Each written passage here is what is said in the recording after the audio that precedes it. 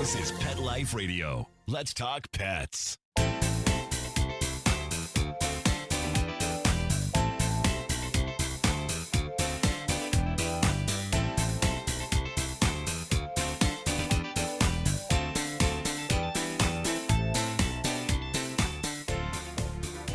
Welcome to Covered in Pet Hair, a boozy web show for pet lovers on Pet Life Radio. I'm your host, Isabel Alvarez-Arata, and today I have the pleasure of having a drink and a chat with the subject matter expert on animal accommodation law.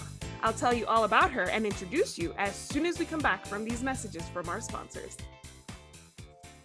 Welcome back to Covered in Pet Hair. I'm your host, Isabel Alvarez-Arata, and today I have the pleasure of having a drink with a pretty important lady. She is cat ma to Portia. She is an animal aficionado and a rescue foster. She's a wine snob, but she loves coffee and tea.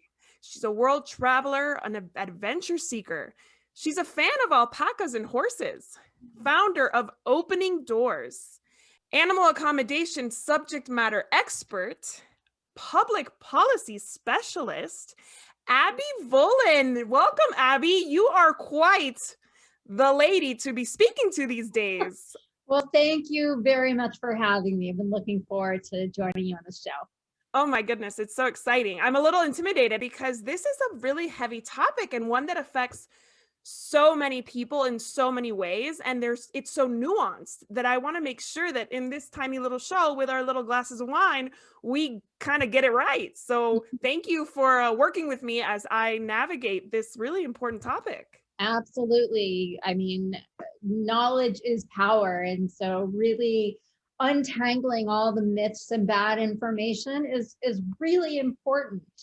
Absolutely. Absolutely. And that's what I always hope to do on this show. So before we go any further, anybody participating in our drinking game, every time you hear this word, make sure you take a drink. But remember, there's an attorney present. So be over 21 before you take that drink. Never drink and drive, and always drink responsibly. And if you're watching outside the US, whatever the legal drinking age is, that's all you need to be. All right. So what are you drinking tonight?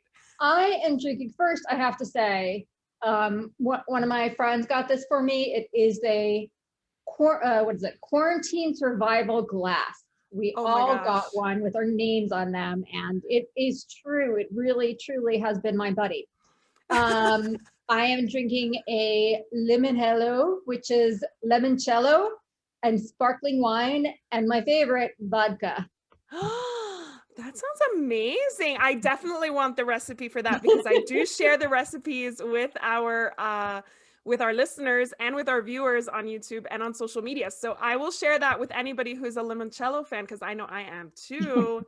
So we're all in it. We're in Europe tonight because I'm having a Portuguese red blend. Oh, yeah, I'm into the Portuguese wines these days. So cheers. To being on the show. Absolutely.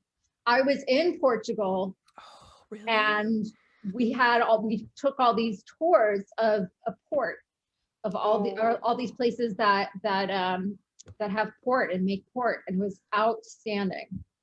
Oh my gosh. So I don't know, you're in the DC area, right? Mm-hmm. I'm in El Paso, and Costco has this Portuguese red blend right now that is $7.50. Oof. And it's 90 points on Wine Spectator, and it's so good. But my mom's in Florida and she can't get it there. So just keep an eye out. So if you do Costco. Stock up is what it sounds like. I know. It was here for a while, and then I moved it downstairs so I can have it more regularly. So yeah. So you have to have some kind of background in animals before law, because you've dedicated your whole life to animals and law and like melding these two passions of yours. So what is your background? How did you end up founding Opening Doors? I would say I am extraordinarily lucky, and you say I devoted my whole life to it. I started it about 3 or 4 years ago, and it really is the culmination of all my education and all my work experience and all of my passion just kind of combined into one thing. So I am incredibly fortunate incredibly. I've been obsessed with horses since I was 7 years old. Actually, I was obsessed before I was 7 years old, but it took me till 7 for me to say, Mom, can I please take some horseback riding lessons?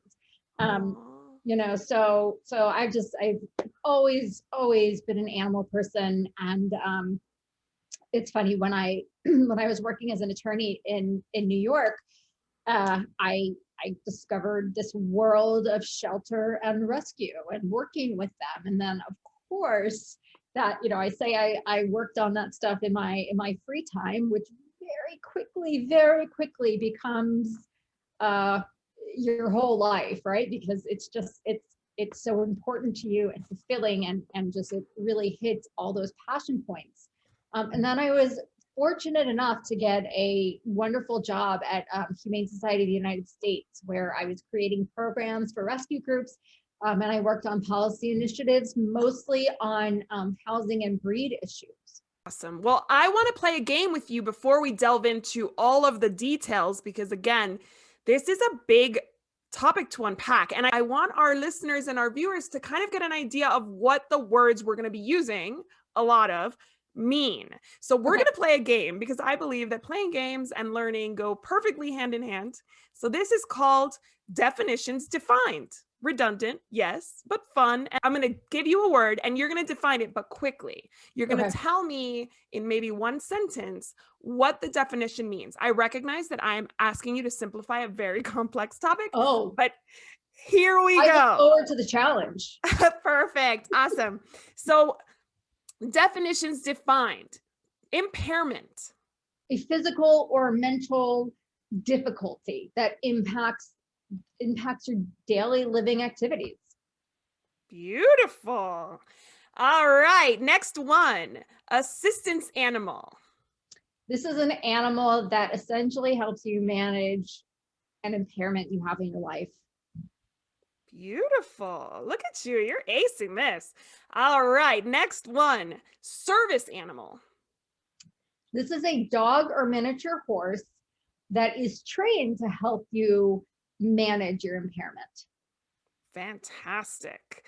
Disability.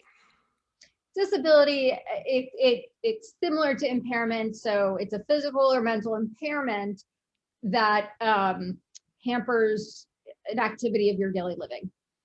So how is it different from impairment? It's not. I mean, impairment, they say like by legal definition, they say like a physical or mental impairment. So an impairment would be impairment is, the condition. The condition, yes. Got it. Okay, perfect. So they're synonymous in let's say they really are. Wonderful. Okay, we got two more. Accommodation. So it's a reasonable accommodation, meaning it has to be reasonable. It's an exception to a policy so that people living with disabilities can, enjoy and use their dwelling or their surroundings just as everyone else. Wonderful. And the last one, regulation. A law or policy in place, theoretically, to solve some problem. Wonderful. Okay. You see, you did a great job, because we kind of get overwhelmed by these words and we don't know what they mean, but that was perfectly succinct. So thank you so much. I will delve more into the difference between service animal and assistance animal as we progress. But you work in animal accommodation law. Is that a term you coined? Because I did some research on it and I really only find it in relation to you. Yes, I mean, this falls under the rubric. It actually falls under civil rights laws, and it falls under disability rights laws, right? So, I say animal accommodation law because I specifically focus on the animal aspect, but it's disability rights. So whether or not this is about needing a grab bar or an assistance animal, this is about disability rights. This is about helping people with disabilities use and enjoy their surroundings the same as everyone else. But yes, I coined the term animal accommodation law because that specific animal aspect is my focus. That's so cool. I'm already fangirling over here. I think it's so cool. I'm impressed. So I understand how you got to your love of pets and how you ended up bringing pets into your law career, but why disability law? What brought you to that? 1 out of 4 people are living with a disability currently, and it's about 46-47% of people will experience a mental health condition in their lifetime. Disability under the Fair Housing Act, under the Americans with Disabilities Act, under these disability rights laws, has a very broad meaning. It essentially means that it's more difficult for you to perform daily life activities like, getting up and taking care of yourself, standing, sitting, concentrating. It makes it more difficult for you to perform these tasks than it does for the average person. What a low bar, right? So it does impact so many people. People will say, oh, well, isn't every pet an emotional support animal? Perhaps, but we can get into that later. But not everybody is living with a disability under these rules, under these disability rights laws. And I'm someone who has struggled with a lot in my life. I will tell you, I've always struggled with depression and anxiety. And my God, as a child in particular, I don't know how I would have managed if it weren't for my dog and for all the horses and ponies. Those were my saviors. I think the word disability has a negative connotation, right? Unfortunately. Yeah, nobody wants to call themselves that, right? Yeah. Right. Nobody wants to call themselves disabled. Nobody wants to admit they have limitations. Right. But the fact is, you have to take care of yourself. And I think we knew this intuitively for years, but research is starting to catch up with the fact that animals help heal us in limitless ways. So as a child and even as an adult, my pets have been there for me through thick and thin. As I've struggled with depression and anxiety. I went through treatment for breast cancer a little over 6 years ago. I had a day nurse and a night nurse. And my day nurse would keep her eyes on me all day and hang around my neck. My night nurse would sleep on top of my head every single night. Aww. And people would say, oh, that's because your head was emitting heat. I said, no, she knew, because guess what? She doesn't sleep by my head anymore. Oh. They know. They do. And it's such a good, I guess, melding of their talents, because they live to serve and they want to be with their person and they want to protect the person, and the person who maybe doesn't want to ask another human for help can count on the furry member of the family for that support. And I think sometimes people don't know what to ask for. Truth. Absolute truth. I never would have thought, oh, I need my cat to sleep on top of my head since I don't have any hair and it's winter time. So animals have just had such a critical and impactful meaning and presence in my life. And the more I dug into these animal accommodation laws, the more I realized that they can help just an increasingly large number of people. So let's get rid of those misconceptions, which I once held as well.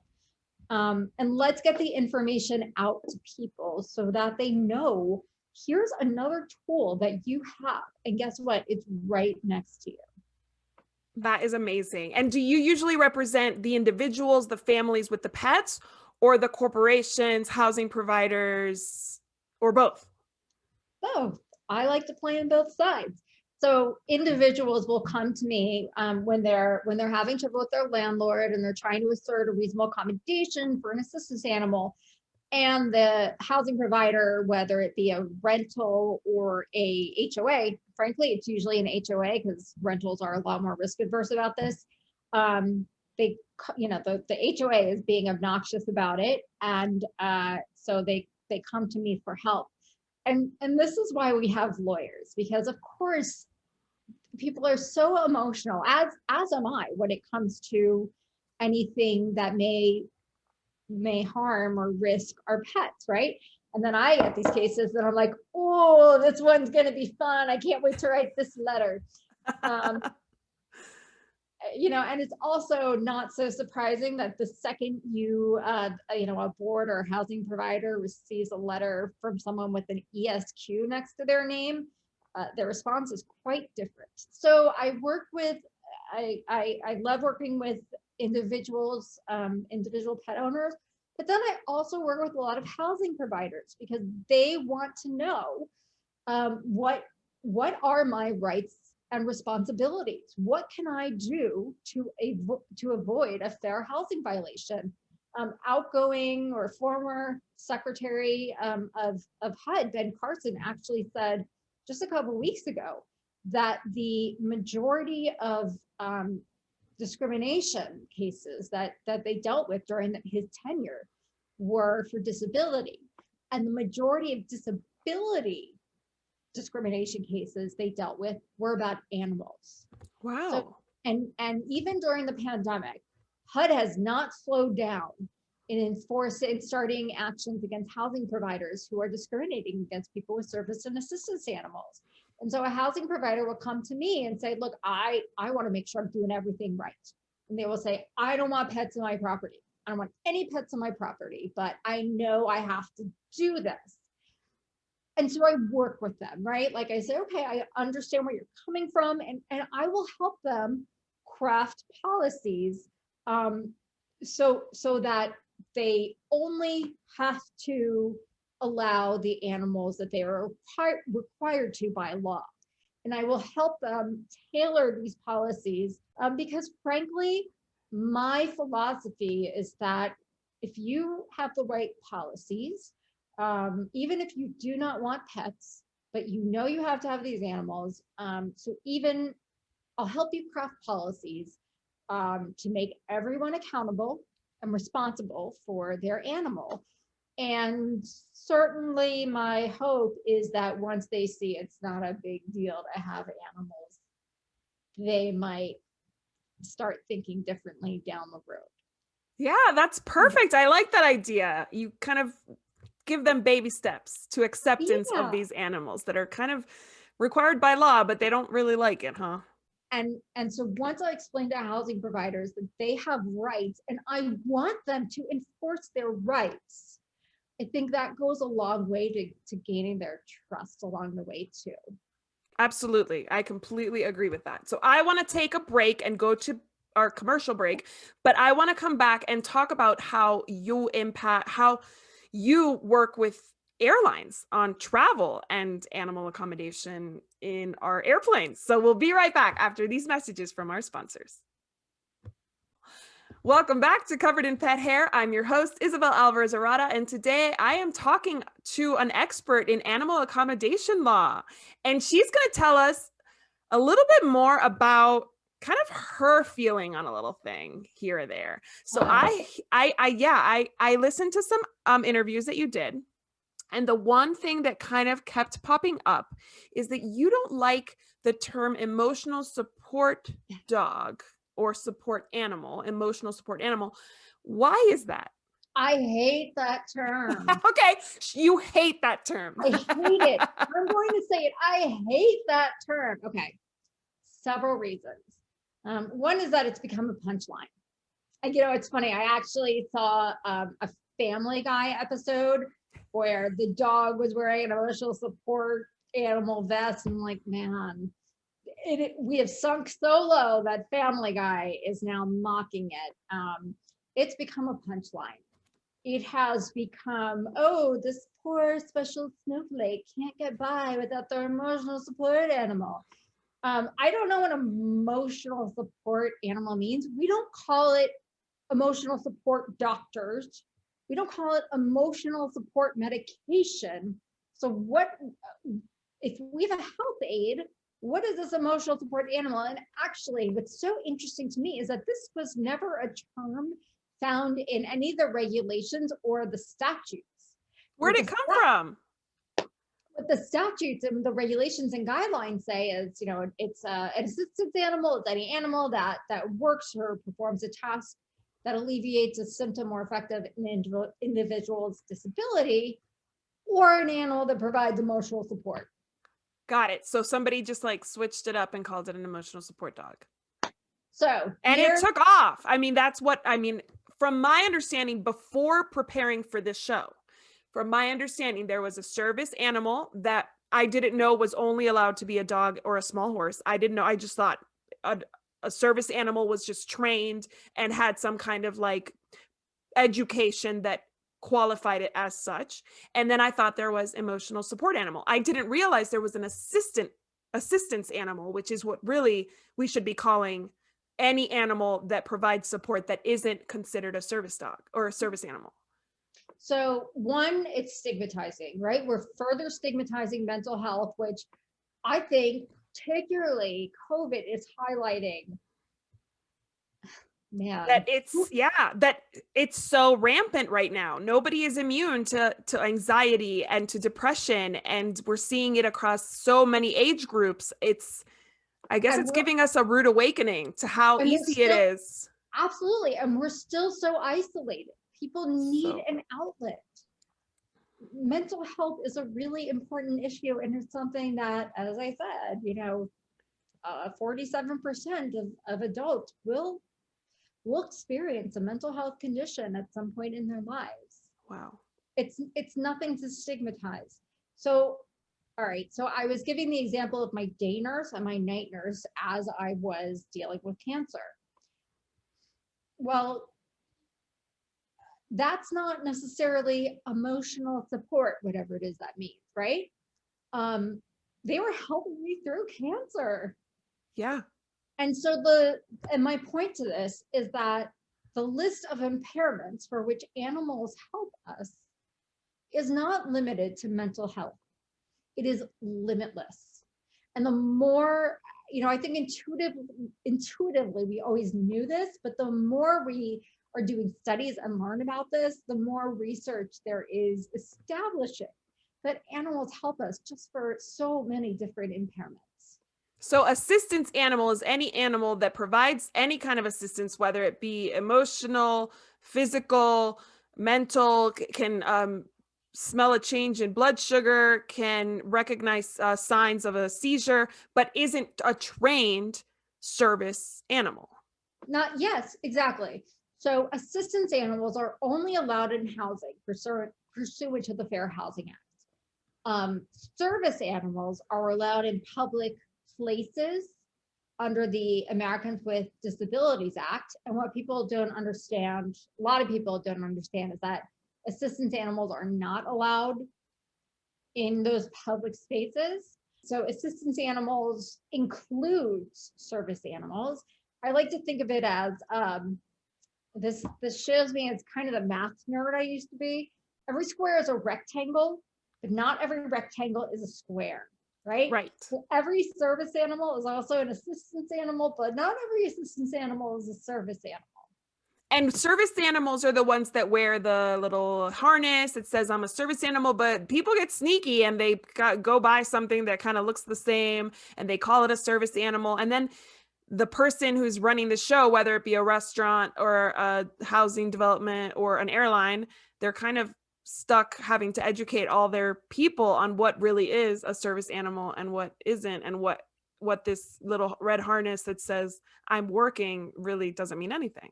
Legally, those vests, those certifications, those registrations, those ID cards that says, official service animal, are legally meaningless.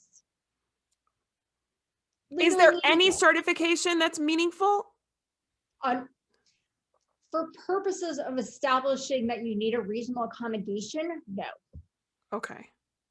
No, none of them are necessary. And anyone who tells you otherwise is just trying to sell you something. The reason I got even connected with you is because we have a mutual friend, and I posted on my Facebook page when the news of the Air Carrier Access Act having changed, I posted on my Facebook page saying, do I know any experts in this? Because I want to have an intelligent conversation about what this actually means.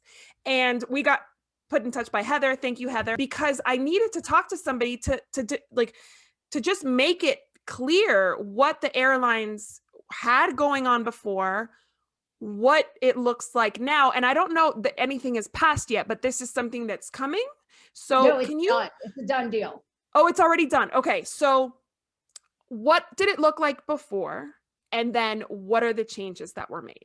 With the airlines, we're talking about the Air Carrier Access Act. And that's because the Americans with Disabilities Act specifically has in its regulations, it says, and these do not apply to airlines. These do not apply to air carriers. So anything that's allowed for disability rights under the American with Disabilities Act does not apply at all for air carriers. So under the Air Carrier Access Act, it's a different disability rights law that has nothing to do with the ADA or the Fair Housing Act. The ACAA, the Air Carrier Access Act, what did it get more strict or did it get less strict? Because what we were reading, and this is me, just general public, was that it got more strict. Well, under the Air Carrier Access Act, previously, the regulations allowed service animals and emotional support animals a reasonable accommodation to be in the cabin if needed. So a lot of people, me included, until I took this on and researched mostly the interviews that you've done in the past, most of us thought that people were just taking advantage left and right of this like emotional support dog on an airplane. Everybody has an emotional support dog. And I thought that it was because people just didn't want to pay, because the airlines allow pets, assuming they're the right size. Airlines allow pets in the cabin. They have to be able to go in the carrier and under the seat in front of you and all that. But they usually charge a lot of money. So from my understanding, people were just saying that they had an emotional support dog, so they didn't have to pay the $150 each way for their dog. Have the changes made to the Air Carrier Access Act changed that, like the money involved and the motivation there? We haven't even talked about what the changes are, so I will get to that. Yeah. But what the airlines and what housing providers don't quite, I don't know if they don't grasp it or if they won't acknowledge it or admit to it. They have a role. They absolutely have a role in the proliferation of animal accommodation requests because of their and a reasonable accommodation, as we said at the very beginning, it's an exception to the policy. If the policy weren't there, you wouldn't need an exception to it. Okay, so we are now being charged for being able to choose our seat ahead of time. Forget like the peanuts and the snacks and you used to get a free drink. You don't get that anymore. Now you can't even choose your seat ahead of time without paying. Yep.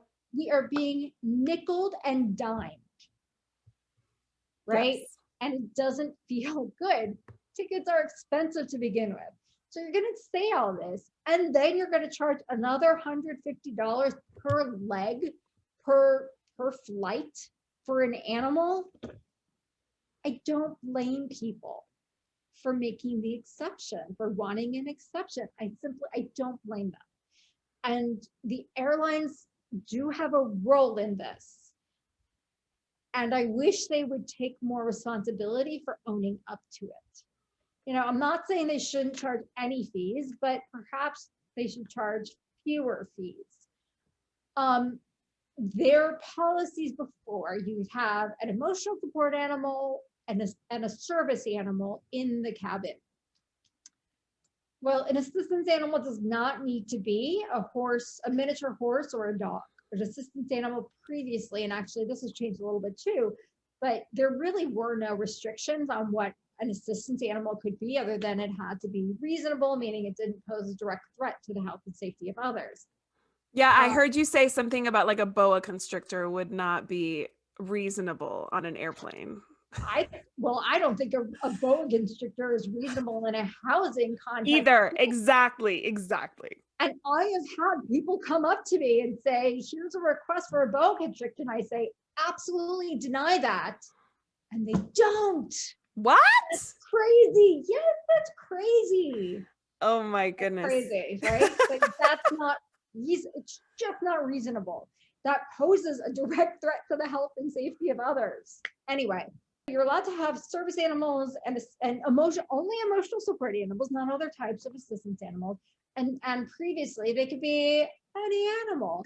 So that's when you had the absurd stories of, peacocks and llamas and whatnot. And so one of the reasons that you're allowed to have these reasonable accommodations on airplanes is even if you don't need the animal during the flight, if you need the animal during the destination, it's really important that you have the animal with you there at the destination.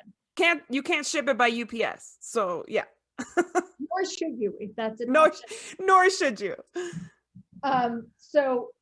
And under the Fair Housing Act, even if you're a guest, you're allowed to that reasonable accommodation, right? So you can have that animal with you at your destination. So there really were no rules. The DOT really didn't provide guidance as to what any parameters were for emotional support animals. So sometimes you would have these crazy animals that were untethered and unrestrained in the cabin. I mean, that's just complete lunacy. And I mean, the fact that it's taken this long till February of 2021 to address that is insanity. Yeah. Yeah. So I thought the airlines I thought their policies under the DOT sets regulations, but then the airlines craft their own policies. And certainly, the federal law, it serves as a floor, not a ceiling, meaning that this is the minimum standard which you must adhere to. But if you want to give people more protections, people living with disabilities, more protections under your own policies, you are welcome to do so. Same with state laws. So a lot of airlines were too afraid of making policies that really kind of made more common sense. And the DOT never said, well, you have to let this animal in the cabin unrestrained, but people were doing that anyway. If I'm flying with my cat, she absolutely does not need to be on my lap during the flight, nor should she be, frankly. Correct. Unless she's trained. And I feel the same about service animals. Even a dog that's a service animal, it should be, if not trained to fly, it should at least be, you should have reasonable comfort that the animal will not freak out and cause a huge problem while flying. Absolutely. I think that's reasonable. We're talking about the health and safety of everyone on board, which is important. Of course. Yeah. So previously you could have emotional support animals on untethered, unrestrained. And you could have service animals, a miniature horse or dog, unrestrained. And you could use those certificates or ID cards to say, yeah, this is an emotional support animal. And the new rules are much better. They're a little bit problematic because it's something I mentioned earlier. So now you're only allowed service animals on the flight. They are the only ones being granted a reasonable accommodation. So they are the only ones allowed in a cabin. And I believe they are limited to dogs. So no more miniature horses on planes. By the way, the reason people will have miniature horses as opposed to dogs is because they live longer. Oh, interesting. And think about it. If you need, let's say I have a seizure disorder, which I do. If I need someone to hold me steady, a horse is going to be better equipped to do that than a dog.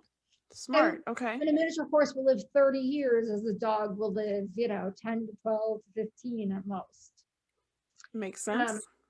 Right, makes sense. So you're only allowed to have service animals, dogs, on airplanes, and there are no more accommodations for emotional support animals or other kinds of assistance animals. And I think the first part makes a lot of sense, only allowing service animals on board. And you do have to assign an attestation saying my dog can behave on a flight. Although frankly, I think we need to be really careful about this because I mean, flying makes a lot of people anxious, right? So just imagine if you're a dog and you're not verbal and I can't tell you what's going on, right? Like No, terrifying. It's that much more stressful for an animal to be flying on a plane. So if you have a service animal, you still have to sign an attestation that says, my dog will be fine. My dog will be well behaved on this flight. Right. I fear that the DOT threw out the baby with the bathwater. And I wrote, with a colleague of mine, Vivian Levin, who is a dog behaviorist and trainer. She and I submitted comments saying, yeah, I think you need to make sure or have someone attest to the fact that their service dog will be okay on a plane. But it's also really important to allow all assistance animals. You need to make the definition of assistance animal to correlate with that of the Fair Housing Act, right? So like, let's get rid of the confusion. Let's define it the same. And then you still do need to accommodate them. So that should be in terms of you don't charge them. You don't charge people who have an assistance animal. And it's interesting. I mean, I submitted comments, and in their regulations, in their new rule, they actually cited me. Which oh, good. I was actually going to ask you if you've consulted with them, with the DOT or with the airlines. Yeah, they cited my comments and then they promptly told me why they were ignoring them. And I said, you need to align the definition of assistance animal with that of the Fair Housing Act. And they, and then provide accommodations for assistance animals. And their response was, that's too difficult. We don't want to have two different standards, when in reality, you already have that, right? It would be the one. It would be easier if you lined it all up. Right. So they already discounted that. They said, nope, we're not going to make that exception. So I think they went a little too far in that. And that's the problem. So what the regulation is right now, and airlines now with these new regulations in place are crafting their policies. And I have yet to find a policy that provides more protections for individuals living with disabilities. They are hewing exactly to what the Department of Transportation is saying, here's the minimum standard that you must adhere to. So what we're seeing is that only service animals are allowed in the cabin on flights, only dogs, not miniature horses, and they have to sign an attestation form saying, hey, this dog is healthy, this dog is updated on rabies and vaccinations and all of that. And oh yeah, this dog will also behave on this flight. But that's the only accommodation they make. So for those people that have a service animal that's too large, that they can't accommodate for whatever reason, or an assistance animal that has to go in cargo, one of your interviews, you said that the casualties of dogs traveling in cargo are really, really low. Most of us are terrified to put our dogs in cargo, but that's not based on reality. That's not evidence-based fear. Frankly, the number of pets that die on planes throughout a year, I mean, you can count them on one or two hands. But my God, you don't want to be that one. Exactly. It's terrifying. So I get it. I agree I get it. You do not want to be that one. The risks are very low. And talk to your veterinarian, look at the AVMA guidelines, talk to your veterinarians about ways you can mitigate risks while flying with your pets, right? Even if they're in cargo. Okay. It's still scary. It's terrifying. Think It's terrifying. There's a lot of misconception and misunderstanding that surrounds this topic. It's the fact that my pet is not safe in cargo, so I have to get them in the cabin. And then now I don't know what even to call my pet because I don't know what they're going to allow, what they're not going to allow. when it comes to service animals, and again, this is something people don't realize, it doesn't have to be trained by a professional. It does not have to be trained by, someone who charges thousands upon thousands of dollars for the training. You can train your own service animal, which is so important because it makes it accessible to people regardless of their income level. Now, there are certainly some tasks that may require the use of a professional trainer who costs thousands upon thousands of dollars, but it need not be. Let's say that one of my immediate family members has a need for a service animal and I decide to train them myself. How do I get them recognized as a service animal? So service animals are allowed in dwellings, they're allowed in public spaces, they're allowed in your place of employment, and they're allowed on aircrafts. And I'm going to leave behind the Air Carrier Access Act, but essentially, well, even under there, to verify that you are eligible for a service animal, you can be asked 2 questions. Do you need this animal because of a disability? What task is the animal trained to perform? You don't have to tell them what your disability is. You don't have to prove it. And they can't say, you say this dog can dance, let's see him dance. They can't say that. They can't make you do that, right? So, and so anything that says like, well, it's certifying, there's nothing that's certifying. That being said, there are certain, like guide dogs for the blind.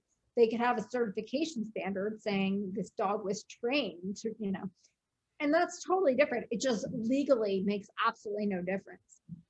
So I can show up to the counter with a dog that is helping, let's say, my child who has a neurological condition, and I can say, they'll ask me, is this dog a required service animal? I will say, yes, it's my child's service animal. What is the dog doing? It's looking for signs of something changing in my child's neurological ADHD. condition. Let's say ADHD. Okay. Right? But if I say ADHD, then I'm giving the diagnosis. So how would I say it without giving the diagnosis? That when my son starts to get panicked, the dog will come over and calm him down. Now, Perfect. Stop. No, that is not correct. You have to submit this attestation form before the flight. Okay. So it has the attestation form is before you have to call the airline, let them know a service animal's coming. You fill out the attestation you don't form have to prior. call them. You just have to fill it out and submit it to them. Okay. So is it on an online form? Mm-hmm. Wonderful. Okay. Well, that's easy. Mm-hmm. And then they just verify that once you arrive to check in. Yes. I mean, ideally you do it beforehand. And there are exceptions. If you book your flight, less than 48 hours before the flight, well, then, you don't have to, then there is the exception and the airline doesn't have to prove it ahead of time. You can just come to the gate. Got it. And this is, frankly, this is hard on airlines as well. I mean, it simplifies things, but it creates so many more hours of work for their staff. So it's still really difficult. Do you think that they're going to take any steps back? Kind of meet somewhere between the previous law and what they've currently declared? Airlines are going to? Absolutely not. Not unless they're forced to. Well, the DOT, I guess. Would the DOT? Oh gosh. I mean, so when it comes to regulations, it takes a long time to get a regulation through and passed and finalized. This is not easy. I don't see them changing this anytime soon. Oh my goodness. Okay, well, I have to wrap this up. Again, I'm so grateful for all of this wealth of knowledge that you've shared with us. How can our listeners and viewers get in touch with you if they find themselves in a position where they need your representation? go to my website. It's pauseopeningdoors.com, or email me at avolin@pauseopeningdoors.com or info@pauseopeningdoors.com, and you can find me. Well, thank you so much for taking the time to chat with me today. I want to propose a toast to you and for all that you're doing to bridge the needs of so many. Truly. And to you. L'chaim. Cheers. L'chaim. And to our executive producer, Mark Winter, here's to you for making this show possible, and to our viewers and listeners. Thank you for taking the time to share with us. And here's to a life covered in pet hair, because there's no better way to live. L'chaim? L'chaim, to life. Yeah. To life. Cheers. To learn more about Covered in Pet Hair, visit coveredinpethair.com or petliferadio.com. Thanks for watching, and we'll see you next time.